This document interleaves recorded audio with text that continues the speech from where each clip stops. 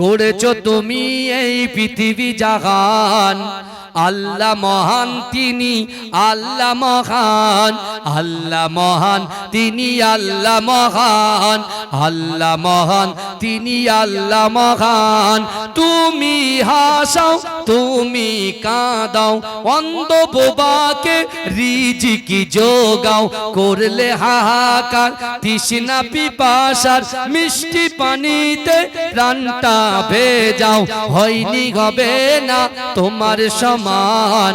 আল্লাহ মহান তিনি আল্লাহ মহান, আল্লাহ মহান তিনি আল্লাহ মহান, আল্লাহ মহান তিনি আল্লাহ মহান। সূর্য ওঠে রোজ পূর্ব আকাশে, জ্যোৎস্না ছড়াই চাঁদ রাত্রি আকাশে। সূর্য ওঠে রোজ পূর্ব আকাশে, জ্যোৎস্না ছড়াই চাঁদ রাত্রি আকাশে। অশান্ত এই মন শান্ত হয়ে যায়, অশান্ত এই মন শান্ত হয়ে যায়, তোমারই দেওয়া বৃষ্টি বাতাসে, হয়নি হবে না তোমার সমান। আল্লাহ মহান তিনি আল্লাহ মহান, আল্লাহ মহান তিনি আল্লাহ মহান, আল্লাহ মহান তিনি আল্লাহ মহান। তুমি বাঁচাও তুমি মরণ দাও, পড়লে বিমারে তুমি শেফা দাও। অশান্ত এই মন শান্ত হয়ে যায়, তোমারই দেওয়া বৃষ্টি বাতাসে, হয়নি হবে না তোমার সমান। আল্লাহ মহান তিনি আল্লাহ মহান। তুমি বাঁচাও তুমি মরণ দাও, পড়লে বিমারে তুমি শেফা দাও। ধনী গরিব গয় তব ইশারায়, গরিব ধনী গয় যদি তুমি চাও, হয়নি হবে না তোমার সমান। আল্লাহ মহান তিনি আল্লাহ মহান, আল্লাহ মহান তিনি আল্লাহ মহান, আল্লাহ মহান তিনি আল্লাহ মহান। আল্লাহুম্মা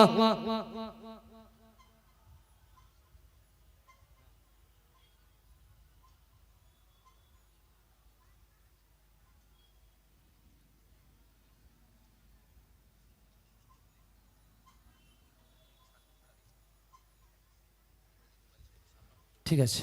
আমার বাবাজিরা ভাইরা, আমার ভাইরা যারা বাইরে আছেন, আর একবার বলি আপনারা দাঁড়ান। ওখানে দাঁড়িয়ে থাকলে যেটা যে সওয়াবটা আপনি পাবেন, তার থেকে ডবল ভিতরে আসলে বসে শুনলে আপনি বেশি পাবেন। কারণ বলছি শোনেন, বোকা আপনার যোগ্য আলেম রয়েছেন বসে, এই বুখারী শরীফের হাদিস, চারটে জিনিস কাল কিয়ামতের মাঠে সাক্ষ্য দেবে। কটা? এই বলেন কটা? চারটে। কটা দেবে বলেন? চারটে। যে মাটির বুকের উপরে বসে আছেন, যে মাটির বুকের উপরে বসে আছেন, এই মাটি কিন্তু কাল কিয়ামতের মাঠে আপনার পক্ষে সাক্ষ্য দেবে। জোরে বলুন। জোরে বলা যাবে না? এটা তো জান্নাতের বাগান নাকি? তাহলে আপনারা যারা ওখানে আছেন, সেই তো বসেই আছেন, দাঁড়িয়ে আছেন, একটু ভিতরে আসেন না আল্লাহর রাস্তে, আসেন না আমার যুবক ভাইরা, একটু ঢোকেন, আসেন। আসবেন না? ওখানে দাঁড়িয়ে থাকবেন। সে টুপি নেই তো কি হয়েছে? টুপি নেই, কিছু লাগবে না, চলে এসো ভাই, অসুবিধা নেই। হানজালার খবর মনে আছে? আল্লাহ রসুলের সাহাবা হানজালা যখন জিহাদের ডাক এসেছে, এসব তো আপনার মুখস্থ। তো বসিরহাটে মাশাআল্লাহ খুব বড় বড় আলেম আছে, যেখানে আল্লামা হুজুরের মতো মানুষ শুয়ে আছেন, আমাদের পর্দাদু শুয়ে আছেন। আল্লাহ তার কবরটাকে নূর দিয়ে ভরে দিক, সকল আল্লাহুম্মা আমিন বলবেন, আল্লাহুম্মা আমিন। বাবাজি, আমরা কিন্তু সুযোগে সৎ ব্যবহার করি, ভালো করে বুঝবেন। আপনি বললেন হুজুর এই কথা বললেন কেন? কারণ এই কথার ভিতরে যুক্তি আছে। কি যুক্তিটা আছে দেখেন। আমরা আসল সুযোগটা কাজে লাগাতে পারি না। যে সুযোগ মূল্যহীন, সেই সুযোগকে আমরা কাজে লাগাই। যদি বলেন কেন? এ দেখেন, এখন মানুষের শরীরে রোগ হলে বা কিছু কিছু অসুস্থ হলে লোক কিন্তু আর ডক্টরের কাছে যায় না। ধরেন মানুষের পেটে গ্যাস হয়, তাই তো? গ্যাস হলে আগে লোক ডাক্তারের কাছে যেত, কিন্তু এখন আর যায় না। কারণ উনি জানেন গ্যাস হলে র্যান্টাক খেতে হয়, জ্যানটাক খেতে হয়, ইএসডি খেতে হয়, প্যান 40 খেতে হয়, প্যান ডি খেতে হয়, পকেটে সব বোঝাই করা ওষুধ আছে। আছে না নাই? আমার অনেক বাবাজি পকেটে ওষুধ নিয়ে বসে আছে, জিজ্ঞেস করেন। হ্যাঁ আছে। আবার কারোর যদি রোজে অসুস্থ হয়, জ্বর হয়, মাথা ব্যথা করে, তখন সে আর ডক্টরের কাছে যায় না। সে কোথায় যায় জানে? সে জানে তার পকেটের ভিতরে জানে যে আমার একটা ক্যালপল খেলে একটা প্যারাসিটামল খেলে সব ঠিক হয়ে যাবে। বুঝতে পেরেছ? কিন্তু আমাদের অনেক সমস্যা আছে, এই গ্রামে অনেক সমস্যা আছে, শুধু এই গ্রাম নয়, প্রত্যেক গ্রামেই সমস্যা আছে। কি সমস্যা একটুখানি বলি, তাহলে আপনারা বুঝতে পারবেন। আমাদের ভিতরে অর্থনৈতিক সমস্যা আছে, আছে না নাই? অর্থনৈতিক সমস্যা আছে, পারিবারিক সমস্যা আছে, সাংসারিক সমস্যা আছে। কথা বলেন না, আছে না নাই? কথা বলেন ভাইজান। এই সকল সমস্যা আরো ইত্যাদি ইত্যাদি ইত্যাদি প্রচুর সমস্যা আছে। এখন এই সমস্যাকে সমাধান দিয়েছেন হায়াতুন নবী, নূর নবী, ইমামুল আম্বিয়া, খাতামান নবিয়িন জানাবে মুহাম্মদ মুস্তাফা সাল্লাল্লাহু আলাইহি ওয়াসাল্লাম। যদি বলেন আপনার এই সমস্যা থেকে সমাধান করার মেডিসিন রাসূল ১৫০০ বছর আগে যে কাবা শরীফ থেকে ইসলাম প্রচার করা শুরু করেছিলেন, সেই দিনই রাসূল বার্তা দিয়েছিলেন। কিন্তু যারা অ্যাকসেপ্ট করেছেন তারা লাভবান হয়েছে, আর যারা ওটা ইগনোর করেছে তারা জাহান্নামের আগুনে পুড়ছে। বুঝতে পারছেন আমার ভাইজানেরা? হে নবী পাকের উম্মত উম্মতিরা, হে নবী দেওয়ানারা, বিশ্ব নবী রাসূলুল্লাহ সাল্লাল্লাহু আলাইহি ওয়াসাল্লাম আমার দয়ার নবী কাবা বাইতুল্লাহ শরীফে সাহাবাদেরকে লক্ষ্য করে বলেছিলেন, হে আমার সাহাবারা, আমি রাসূলুল্লাহ তোমাদেরকে জানিয়ে দিলাম, আমি তোমাদেরকে তিনটে জিনিস দিয়ে যাব, কোরআনের আয়াত দিয়ে দলিল দিয়ে যাব। ও আমার সাহাবারা, আমি রাসূলুল্লাহ জবান দিয়ে যে কথা বলি ওই কথাটাকে আমার আল্লাহ পাক আসমানের উপরে কবুল করে নেয়।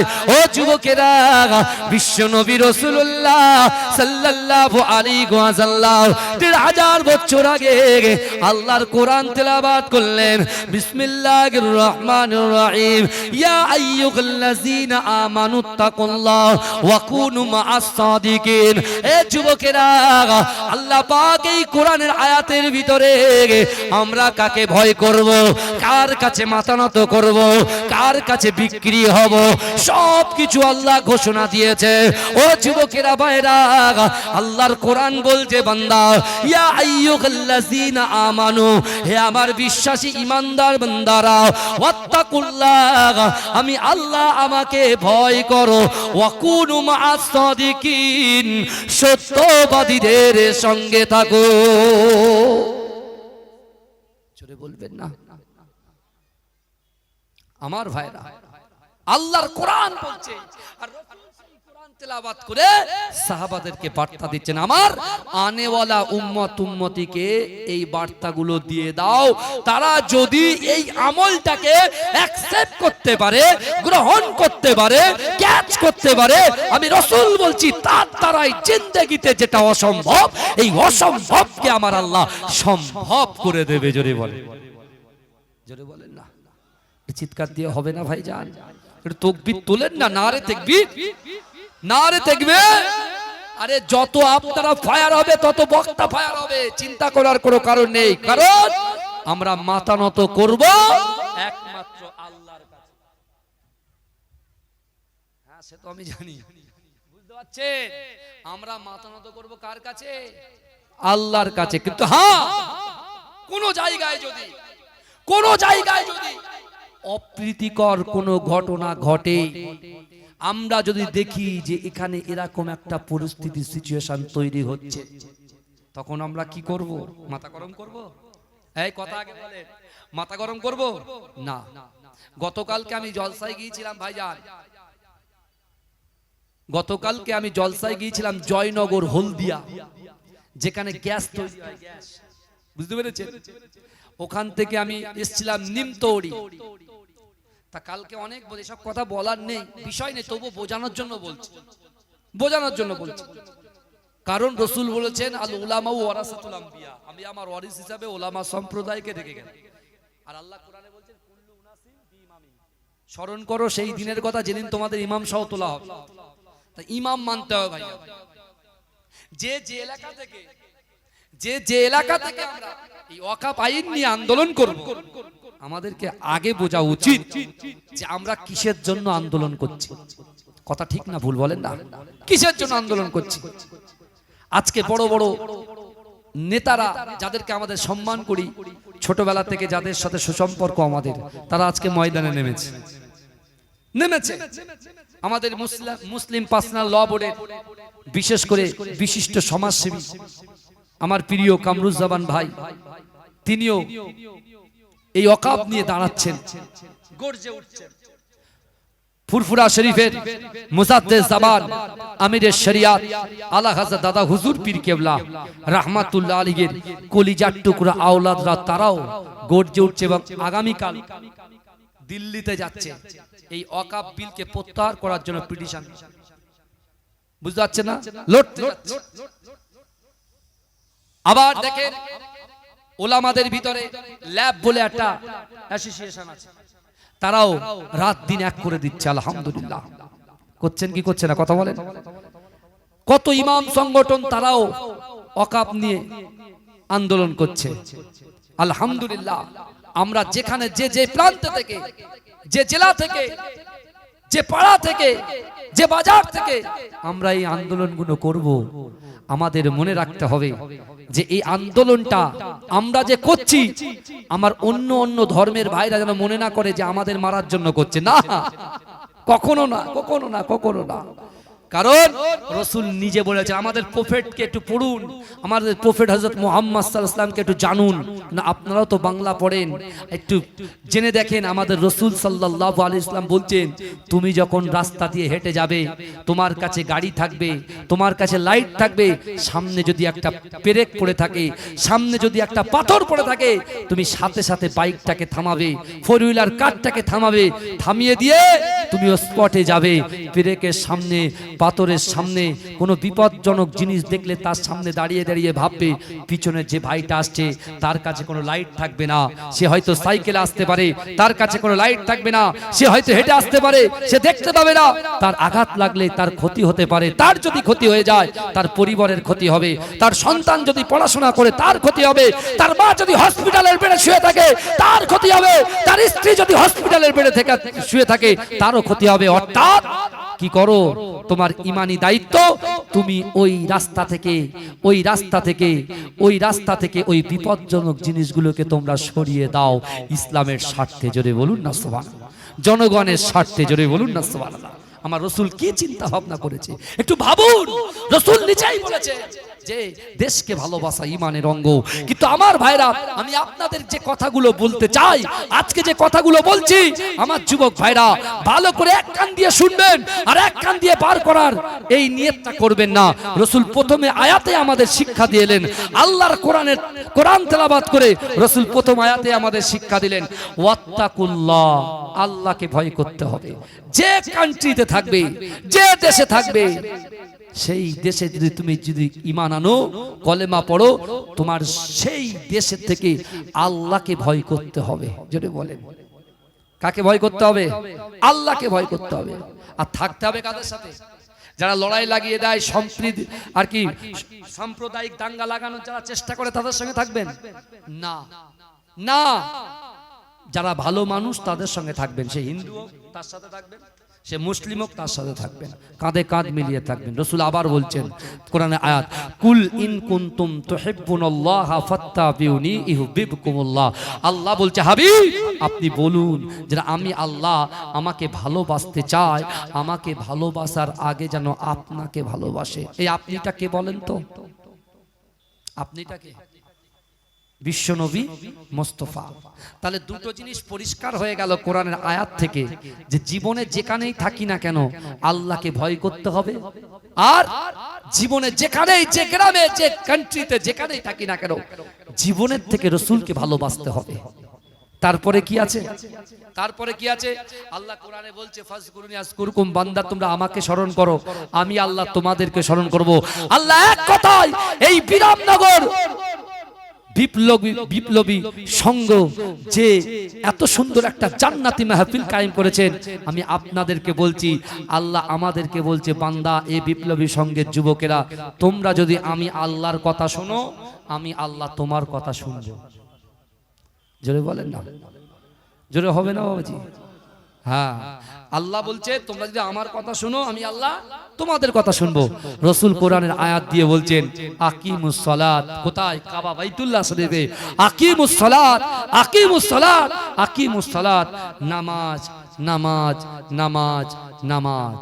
অর্থাৎ রাসূল এবারে বুঝিয়ে দিচ্ছেন যে যে বান্দা, যে বান্দি, যে উম্মত, যে উম্মতির ভিতরে আল্লাহর ভয় থাকবে, রাসূলুল্লাহর মহব্বত থাকবে, আর নামাজের পাটিতে বসে নামাজ আদায় করে তার কষ্টের কথা, তার মেহনতের কথা, তার ইচ্ছার কথা, তার আকাঙ্ক্ষার কথা, তার উদ্দেশ্যের কথা, তার নিয়তের কথা যদি আল্লাহর সঙ্গে শেয়ার করতে পারে, রাসূল বলছে, আল্লাহ কোরআনে বলছে, বান্দা আহাসিবান নাসু আইয়ুতরাকু আইয়াকুলু আমান্না ওয়া হুম লা ইফতারুন।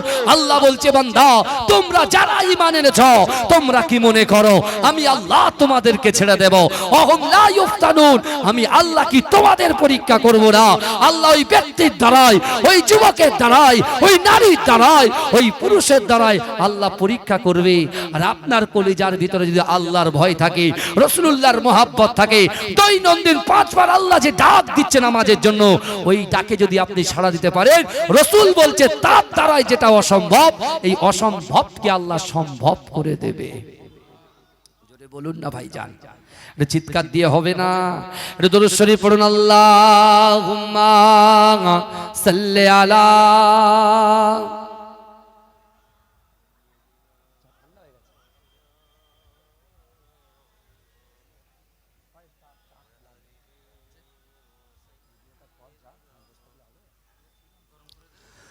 তুমি নূরে আলা নুরুল খুদা নূরে মোহাম্মদ, ওই নাম ধরিয়া পড়লে দরুদ লাগে মনে সাদ, ওই নাম ধরিয়া পড়লে দরুদ লাগে মনে সাদ। জোরে হবে না? এতগুলো মানুষ যদি একটু তাকবীরের ধ্বনি দেন, সুবহানাল্লাহ আলহামদুলিল্লাহ যদি জোর করে বলেন, এই বিশ্বাস করেন এই পিছনের গ্রাম থেকে কেউ আর বসে থাকবে না, সব এসে বসে থাকবে এই জান্নাতের বাগানে। বুঝতে পারছেন না? হ্যাঁ, একটা পরিবেশ তো তৈরি করতে হবে। আমি প্রথম থেকে এসেই তো একদম ফুল ভোল্টেজে চালাচ্ছি। বুঝতে পারছেন না? এমনি ধনপতা সায়ের বাজারে বিশাল হাজার হাজার জনতার মাঝখানে প্রায় 20 থেকে 25 মিনিট এই বক্তব্য আলাদা, আবার ও বক্তব্য আলাদা, তাই না? বুঝতে পারছেন না? সেখান থেকে এসে চিন্তা করছি, যখন এসছি কমিটি ভাইরা আমাকে নিয়ে গেল ঘরে, বুঝতে পেরেছেন? বসে চিন্তা করছি লোক কই, কোথায় পাবো, কি হবে, কি বলবো। আল্লাহ যাকে চান আল্লাহ তাকে ইজ্জত দেন। জোরে বলেন, আল্লাহ যাকে চান আল্লাহ তাকে সুযোগ দেন। তা আমাদের সুযোগ দিয়েছেন, আমার ভাইরা কাজে লাগাচ্ছেন। আমি আরো কিছু কথা আপনাদের বলে যাব, শুনবেন তো? এই শুনবেন তো? হ্যাঁ, এই রাসূলকে কারা কারা ভালোবাসেন একটু হাত তোলেন তো। এই পিছনের ভাইরা আপনারা ভালোবাসেন না? আপনারা তো আমার পক্ষে, আমি আপনাদেরকে ভালোবাসি, না বসলেও ভালোবাসি, বসলেও ভালোবাসি, বাড়িতে গেলেও ভালোবাসি, আমি ভালোবাসি। আপনার চিন্তা কোনো কারণ নেই। এই কারা কারা রাসূলুল্লাহকে ভালোবাসেন একটু হাত তোলেন। এটা তাকবীর দান, নারে তাকবীর। বাবাজি এই আওয়াজ হবে না, ভলিউম 100 দিতে হবে, 100 দিতে হবে। এত সুন্দর একটা বড় রাস্তা, একদম সিটির উপরে জলসা হচ্ছে, অত সহজ নয়। আপনাদের এই বসিরহাট এলাকার নাম ডাক ইজ্জত সম্মান কিন্তু আলাদা। বুঝতে পেরেছেন?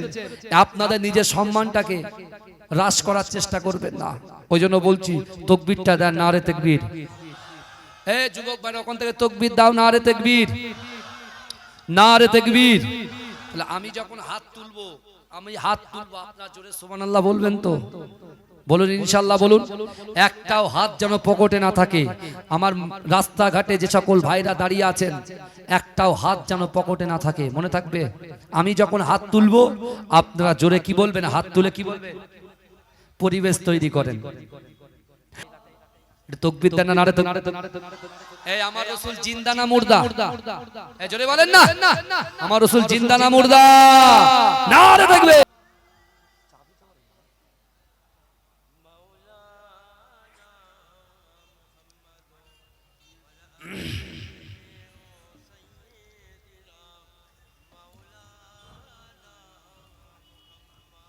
আমার বাবাজিরা ভাইরা,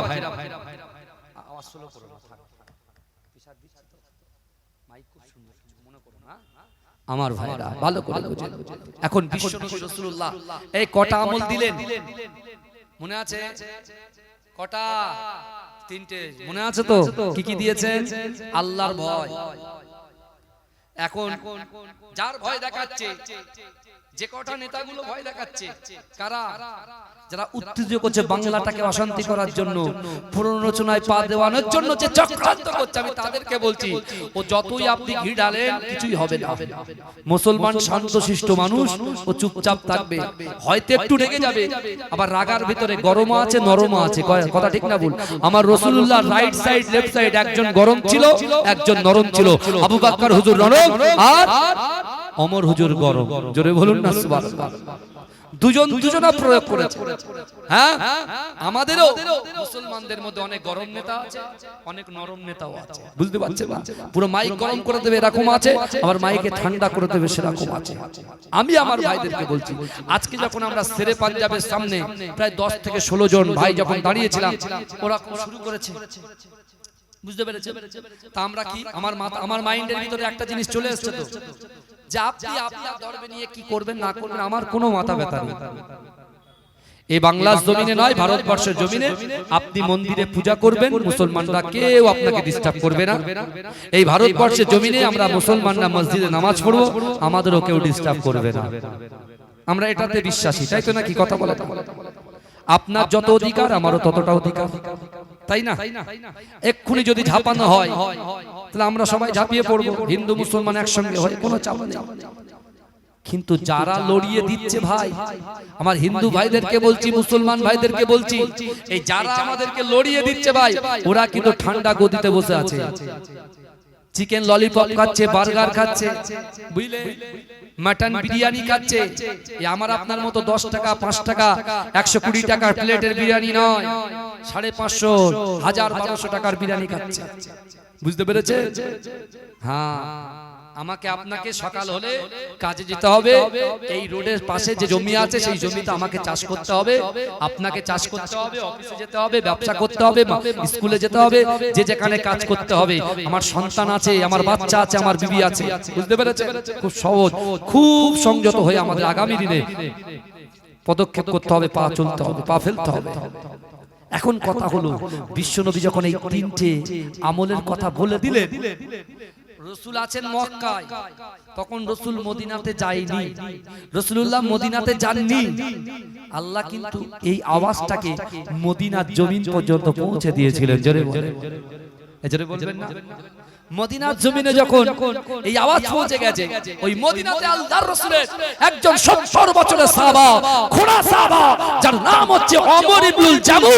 এই ওমর ইবনুল জামুর 70 বছর বয়স হয়ে গেছে, তার কর্ণগহরে যখন এই কথা গেছে যে আল্লাহর ভয়, রাসূলুল্লাহর মুহাব্বত, নামাজের পাটিতে আল্লাহর কাছে যা চাইবো আল্লাহ অসম্ভবকে সম্ভব করবে। অর্থাৎ আমি ওমর ইবনুল জামু, আমার 70 বছর বয়স হয়ে গিয়েছে, আমি জানি যে বিশ্বনবী একদিন মক্কা থেকে মদিনায় হিজরত করবে। আল্লাহর কাছে নামাজের পাটিতে দরখাস্ত করছে, আল্লাহ যতদিন পর্যন্ত হাবিবের নবীবে তাবিব জনাবে মুহাম্মদ মুস্তাফা সাল্লাল্লাহু আলাইহি ওয়াসাল্লাম মক্কা ছেড়ে মদিনায় না আসবে, আর আমি ওমর ইবনুল জামু রাসূলুল্লাহর হাতে যতক্ষণ পর্যন্ত হাত না দেব, আপনি আমার মৃত্যু দেবেন না। বলবেন না, মৃত্যু দেবেন না। আবার আল্লাহর কাছে বলছে, আল্লাহ আমি আপনাকে ভয় করি, রাসূলকে মহব্বত করি, নামাজে পাটিতে নামাজ আদায় করি।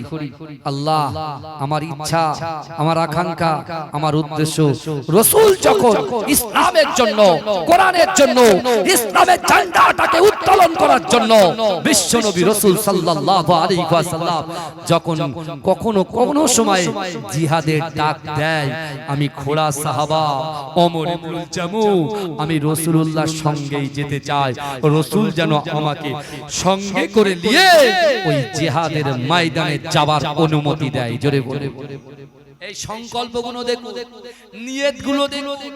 তারপর আবার তিনি আল্লাহর কাছে সংকল্প করছে, আল্লাহ আমি ওমর ইবনুল জামু 70 বছর বয়স হয়ে গিয়েছে আল্লাহ রাসূলুল্লাহর হাতে হাত দেব রাসূলুল্লাহর সঙ্গে জিহাদে যাব কিন্তু যে জায়গায় জিহাদ করব ওই জায়গায় কাফেরদের বিরুদ্ধে লড়াই করতে করতে আমার যদি ইন্তেকাল হয়ে যায় আমার লাশ যেন মদিনার জমিনে ফিরে না আসে আমি যেখানে যেখানে শহীদ হব সেই মাটিতেই যেন আমার দাফন হয়ে যায় জোরে বলবেন না কি তামান্না কি তামান্না দেখেন আমার ভাইরা আমার বাবাজিরা বিশ্বনবী রাসূল সাল্লাল্লাহু আলাইহি ওয়াসাল্লামের এই 70 বছরের একজন খোড়া সাহাবা ওমর ইবনুল জামু তিনটে সংকল্প আল্লাহর কাছে নামাজের পাটিতে রেখেছিলেন কিন্তু আমার ভাই জানেরা হে নবী পাকের উম্মত উম্মতিরা হে নবী দেবানারা বিশ্বনবী রাসূলুল্লাহ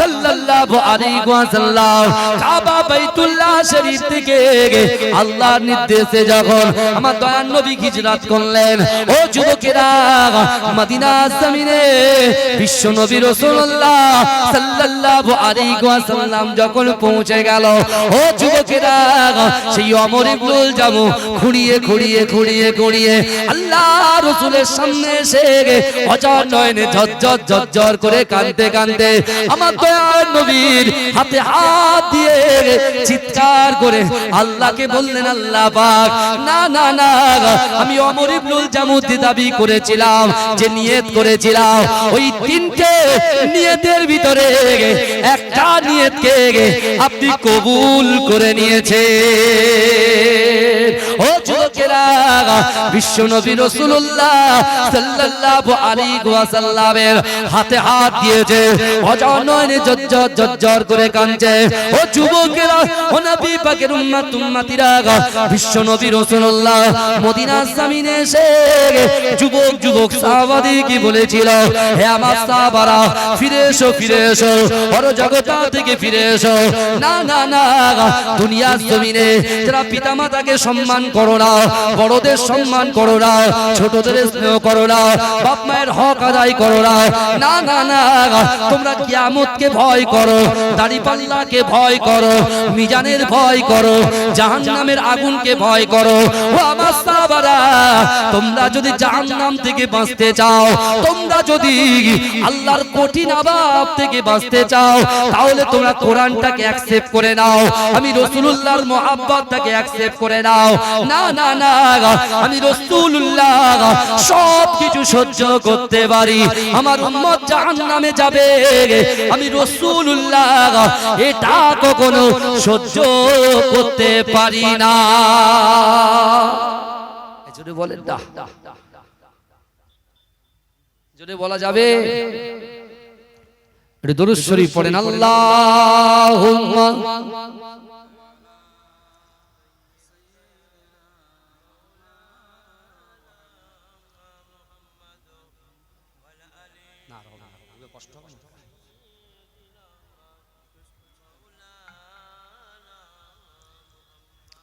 আমার বাবাজিরা ভাইরা যে কথা আমি আপনাদেরকে বলছিলাম বিশ্বনবী রাসূলুল্লাহ সাল্লাল্লাহু আলাইহি ওয়াসাল্লাম মক্কা থেকে যে বার্তা দিয়েছেন সেই বার্তাটা মদিনায় অ্যাকসেপ্ট করেছেন 70 বছরের সাহাবা এই যুবকরা ভালো করে শোনে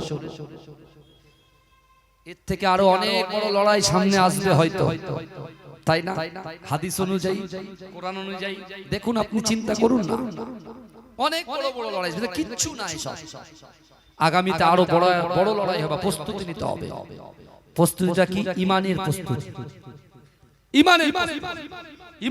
ঈমানটাকে মজবুত করে ধরতে হবে নামাজ আদায় করতে হবে কোরআন তেলাওয়াত করতে হবে মানুষের পাশে থাকতে হবে অসহায় দুর্গত এতিম উৎপীড়ন নিপীড়ন লাঞ্ছিত বঞ্চিত অপমানিত যারা এমন করে সমাজ থেকে বঞ্চিত ওই সকল মানুষগুলোকে সম্মান দিতে হবে তাদেরকে বস্ত্র দিতে হবে অন্ন দিতে হবে তাদের পাশে দাঁড়াতে হবে আমার ভাইরা বিশ্বনবী এ আমার ভাইরা সংগঠন করেছে বিপ্লবী সংগঠন তা আমার রাসূল সাল্লাল্লাহু আলাইহি ওয়াসাল্লাম হিলফুল ফুজুল সেবা সংগঠন করেনি কথা বলেন না করেন করেছে মানুষের পাশে দাঁড়িয়েছে রাসূল তখন নবী হয়নি তখন মানুষকে খিদমত করছে রাসূল হয়ে গেলেন আল আমিন সত্যবাদী জোরে বলেন জোরে বলবেন না আমি যে কথা বলছিলাম, ওমর ইবনুল জামু রেডি, ঘোড়া সাহাবা। রাসূলুল্লাহ তামান্না করেছিল রাসূলুল্লাহ হাতে হাত দেবে, রাসূলুল্লাহর হাতে হাত। আল্লাহ পাক রব্বুল আলামিন তার ওই তিনটে নিয়তকে, তার ভিতরে একটা নিয়তকে আল্লাহ অ্যাকসেপ্ট করে নিয়েছে, কবুল করে নিয়েছে। যদি বলে দ্বিতীয় তামান্না কি? রাসূলুল্লাহর সঙ্গে জিহাদে যাবে। রাসূলের সাথে কোথায় যাবে? কথা বলেন, জিহাদ। কিন্তু আমার ভাই জানেরা, হে নবী পাকের উম্মত উম্মতিরা, হে নবী দেওয়ানা, বিশ্ব নবী রাসূলুল্লাহ সাল্লাল্লাহু আলাইহি ওয়াসাল্লাম মসজিদে নববী শরীফে সাহাবাদেরকে নিয়ে বসে আছে। ও যুবকেরা, হঠাৎ করে আমার দয়ার নবী বলতে লাগলেন, ও আমার সাহাবারা, চলো চলো চলো চলো, বদরের যুদ্ধে যেতে হবে। ও যুবকেরা, সকল সাহাবারা নিজের মা ছেড়ে, নিজের বাচ্চাগুলোকে বুঝিয়ে দিয়ে, নিজের স্ত্রীগুলোর কাছে হুকুম নিয়ে আল্লাহ রাসূলের দরবারে হাজির হয়ে যায়। ও যুবকেরা, ও নবী পাকের উম্মত উম্মতিরা, ওই ওমর ইবনুল জামু 70 বছরের সাওয়া, কোনো লাঠি নাই, কিছু নাই, ঘুরিয়ে ঘুরিয়ে ঘুরিয়ে ঘুরিয়ে আমার দয়ার নবীর, আমার দয়ার নবীর হুজরা মুবারকের সামনে দাঁড়িয়ে অজয় নয়নে ক্রন্দন করে, ঝরঝর করে কাঁদে আর বলে, ইয়া রাসূলুল্লাহ, ইয়া হাবিবাল্লাহ, হুজুর, আমি ওমর ইবনুল জামু আপনার সঙ্গে বদরের যুদ্ধে যেতে চাই, আপনার সঙ্গে বদরের যুদ্ধে যেতে চাই। ও যুবকেরা, বিশ্ব নবী রাসূলুল্লাহ সাল্লাল্লাহু আলাইহি ওয়াসাল্লাম ওই সময় বলেছিল, ও বাবা ওমর ইবনুল জামু, তোমার শরীর তো অসুস্থ বাবা, তোমার আল্লাহ তো একটা পা দেননি, একটা পা দিয়েছে। ও আমার সাহাবা, আমি তোমার উপরে সন্তুষ্ট। না না না, তোমাকে যুদ্ধের ময়দানে যেতে হবে না, তোমার তো একটা পা নয়, এই অসুস্থ শরীর নিয়ে কাফেরদের বিরুদ্ধে তুমি কেমন করে লড়াই করবে? কারণ লড়াইয়ের ময়দানে কেউ কারুর মুখ তো দেখে না। না না না, আমি তোমাকে বলছি বাবা, ও ওমর ইবনুল জামু, তুমি বাড়িতে ফিরে যাও, তুমি বাড়িতে ফিরে যাও। ও যুবকেরা, আমার আল্লাহ কোরআনে বলছে, বান্দা, না না না, কোন মানুষ যদি তোমাকে ফিরিয়ে দেয়, তোমার মা যদি তোমাকে ফিরিয়ে দেয়, তোমার বাপ যদি তোমাকে ফিরিয়ে দেয়, তোমার স্ত্রী যদি তোমার স্ত্রী তোমাকে ফিরিয়ে দেয়, তোমার বন্ধু যদি বন্ধুকে ফিরিয়ে দেয়, না না না, আমি আল্লাহ তোমাদেরকে জানিয়ে দিলাম, উদউনি ওয়াস্তাজিব লাকুম, ও বান্দা তোমরা আমার কাছে চাও, ও বান্দা লা তাকনাতু বির রাহমাতিল্লাহ, ও বান্দা আমার রহমত থেকে নিরাশ হয়ে যেও না। ও যুবকেরা, ও নবী পাকের উম্মত উম্মতিরা, আল্লাহ আমাদেরকে চাইতে বলেছে। ও যুবকেরা, আল্লাহ রাসূল যখন ওই সময় ওমর ইবনুল জামুকে বলল, বাবা না না, তুমি বাড়িতে ফিরে যাও। ও যুবকেরা, ওমর ইবনুল জামু আল্লাহর রাসূলের উপরে অসন্তুষ্ট হলেন না, ব্যথিত হলেন না, রাগ করলেন না। ও যুবকেরা, ওমর ইবনুল জামু ছুটে ছুটে ছুটে ছুটে আল্লাহর ঘর, ও যুবকেরা, ও নবী পাকের উম্মত উম্মতিরা, আল্লাহর ঘরে প্রবেশ করেছে, আল্লাহর ঘরে প্রবেশ করেছে।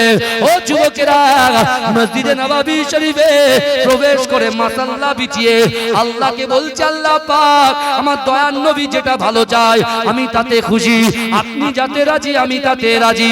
ওগো রব্বুল আলামিন, আল্লাহ পাক, আমার রাসূলুল্লাহর উপরে আমার কোনো কষ্ট নাই, আমার রাসূলুল্লাহর উপরে আমার কোনো রাগ নাই। না না না, আমি আপনার কাছে, আমি আপনার কাছে আবার দরখাস্ত করছি, আমি আপনাকে ভয় করি, রাসূলুল্লাহকে জীবনের থেকে বেশি মহব্বত করি। না না না, এবছরে এই যুদ্ধেতে রাসূল নিয়ে গেলেন না, এই জিহাদে রাসূল নিয়ে গেলেন না।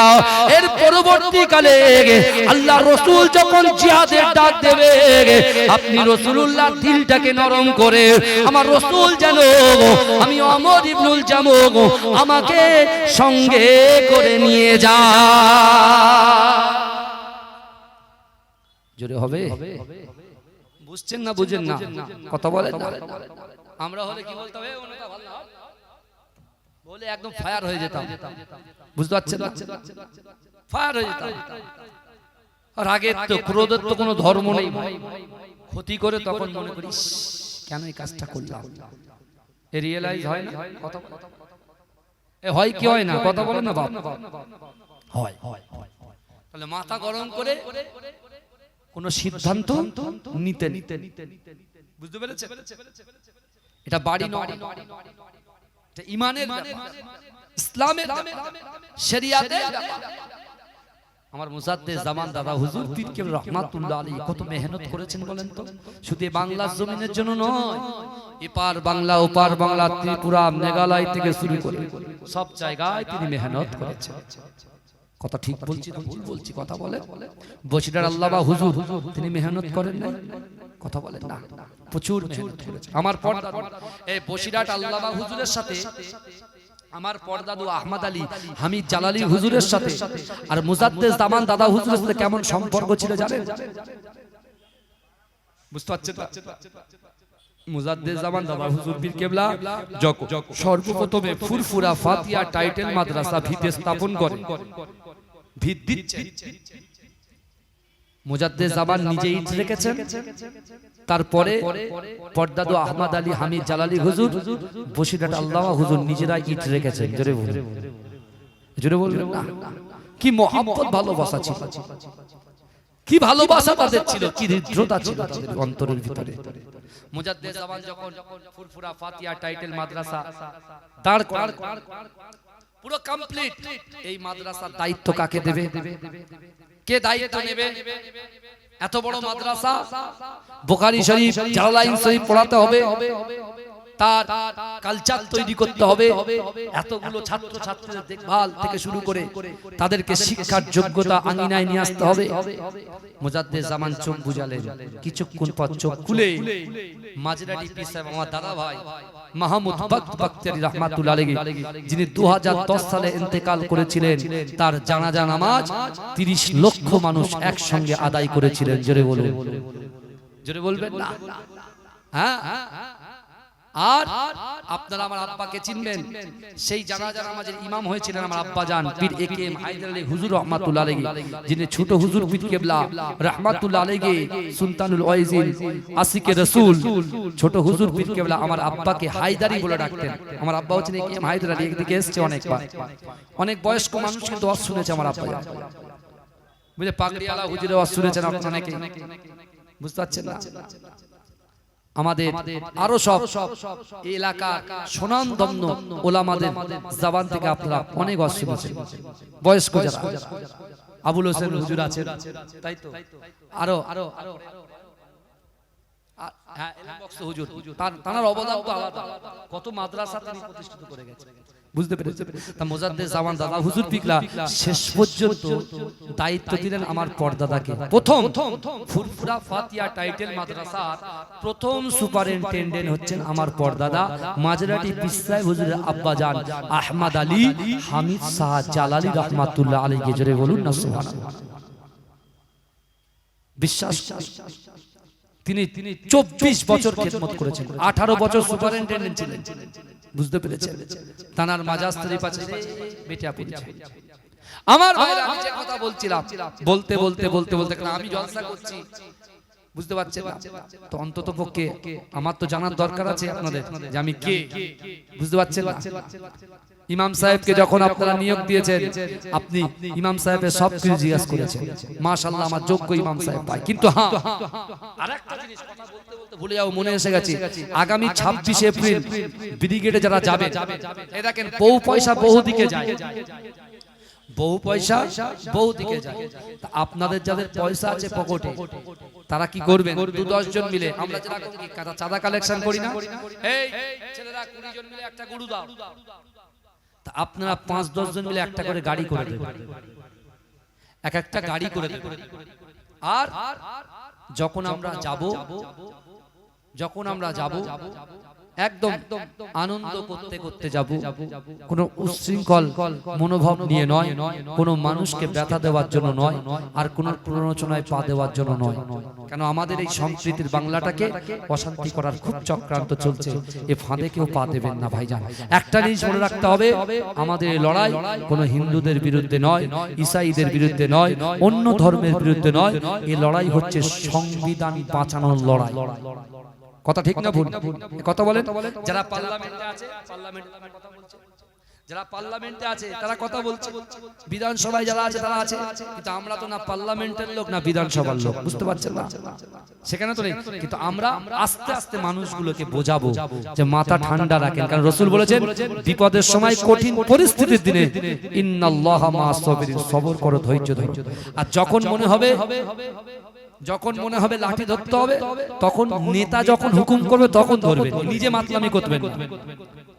যে নেতা মানে সেই নেতাকে মেনে চলে, আপনার ইমামকে আপনি মেনে চলবেন, আপনার ইমাম বুঝে নেবে যে কখন লাঠি ধরতে হবে আর কখন দুধের গ্লাস ধরতে হবে।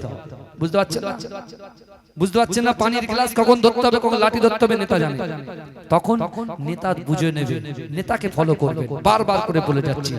আর আমার যুবক ভাইদেরকে বলছি, আপনারা তো মাশাআল্লাহ সব জায়গায় ঘুরে বেড়ান, সব জায়গায় যান। আমার সোনার ভাইরা, বিশ্বাস করুন, আপনি হচ্ছেন মুসলমান। রাসূলুল্লাহর আদর্শ আপনার কলিজার ভিতরে, অন্তরের ভিতরে থাকা উচিত। অর্থাৎ আপনি বলেন হুজুর সে আমাকে এই করেছে, আমি ছেড়ে দেব। আমি বলছি ভাই, একবার হেরে দেখো না, একবার হেরে দেখো, তুমি চুপ হয়ে যাও না। এই তো আজকে আমরা কোনো শব্দই উচ্চারণ করিনি, যদি করতাম অনেক কিছু হয়ে যেত, কিন্তু করিনি, ব্যাস চলে এসেছি। আমি আমার মাথার ভিতরে আছে যে ও ধর্মের স্লোগান দিচ্ছে, আমি আমার ধর্মের স্লোগান দিচ্ছি, হয়ে গেল। ও যদি আমাকে দেখে ওই স্লোগান দেয়, ঠিক আছে ও দিক না, আমি দেবো কেন, আমি পরে দেবো। আমি যখন জলসায় বসবো তখন দেবো।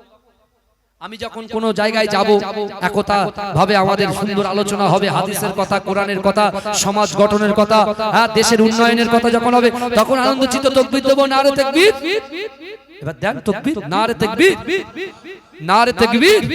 মাসলাকে মুজাদ্দিদ জামান, মাসলাকে মুজাদ্দিদ জামান, মাসলাকে মুজাদ্দিদ জামান, নারে তাকবীর, নারে তাকবীর। গ্রামবাসী বৃন্দ, গ্রামবাসী বৃন্দ, যুবক বৃন্দ, ওলামায়ে হযরত, নারে তাকবীর, দরুদ শরীফ, আল্লাহুম্মা সাল্লি আলা।